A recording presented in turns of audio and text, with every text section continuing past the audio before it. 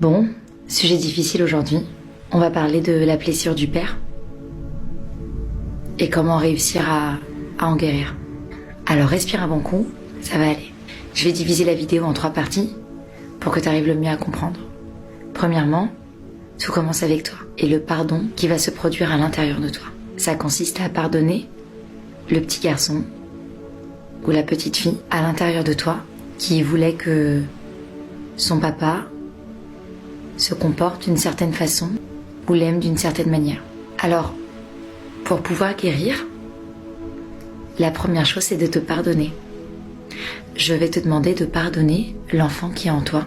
Pardonne-lui d'avoir cru, pardonne-lui d'avoir souffert, pardonne-lui de s'être accroché aussi. Pardonne-toi de n'avoir pas compris pourquoi ton papa se comportait comme il se comportait. Et pardonne-toi d'avoir voulu qu'il se comporte différemment. Quand tu as réussi à te pardonner, arrive alors la deuxième étape qui consiste à comprendre. Comprendre que ton papa, avant d'être l'homme qu'il est aujourd'hui, avant d'être ton papa, c'était un enfant avec qui son papa ou sa maman s'est probablement comporté de la même manière qu'il se comporte avec toi. Quand tu arrives à comprendre que les gens n'agissent ou ne réagissent uniquement avec ce qu'ils ont connu ou ce qu'ils connaissent, et que parfois, ils n'arrivent pas à sortir de ce schéma-là, parce que premièrement, ils n'en ont pas conscience, que personne ne leur a montré comment faire. Et en comprenant vient la troisième étape, celle de l'acceptation. Tu acceptes ton papa pour celui qu'il est, et non pas pour celui que tu aurais aimé qu'il soit pour toi. Et quand tu arrives à schématiser ces 3 grandes étapes, ce qui va se passer, c'est que ton cœur, va commencer à apprendre à s'ouvrir et à s'attendrir un petit peu. Tu vas apprendre à te pardonner, tu vas apprendre à te faire confiance, et à travers le pardon, tu vas apprendre à t'aimer.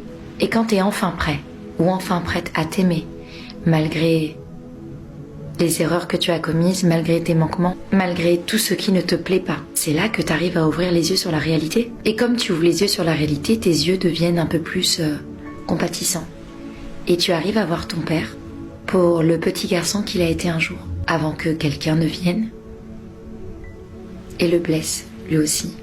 Et là, ce qui est fou, c'est que tu prends conscience que tu arrives à compatir avec lui, parce que c'est une douleur que tu comprends, que tu connais, et que tu as en commun avec ton papa. Tu te rappelles que ton papa, quelque part, il est comme toi. Tu te rappelles que ton papa, à un moment donné de sa vie, a été ce petit enfant innocent, celui qui ne savait pas ce que c'était